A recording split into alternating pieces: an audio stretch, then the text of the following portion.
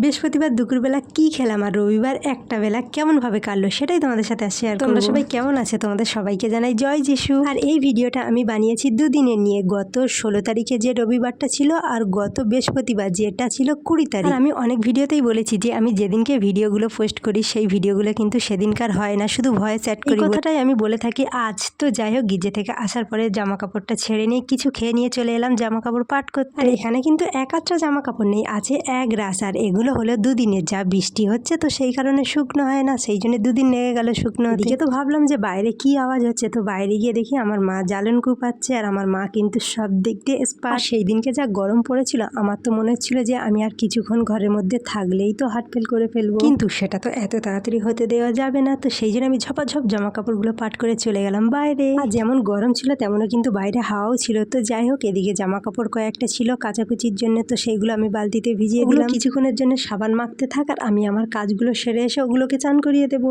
তারপরে চলে গেলাম মার জন্য জল আনতে। আর আমার মা তো কেনা জল খায় না, তো সেই জন্য আমি বললাম আমি 2 পট এনে দিই। আর এই ভিডিওটা হলো রবিবারের সকাল থেকে দুপুর পর্যন্ত। ও এইবারে তো তোমাদের বলতে হবে বৃহস্পতিবার কি খেলাম। এই দেখো নেড়োর তরকারি। ও সরি এগুলো তো নেড়ো নয়, এগুলো হলো বড় বড় সয়াবিন। আর আমার তো দেখে মনে হচ্ছিল এগুলো নেড়ো। আর এগুলো আমরা প্রথমবার খেলাম, খেতে কিন্তু সত্যি অসাধারণ টেস্ট। আর এইটাকে দেখে তো আমার মনে হচ্ছিল লেগ পিস। প্রথমবার দেখলাম আর খেলাম, তো তাই জন্য আমি কনফিউজ হয়ে গেছিলাম এগুলো কি।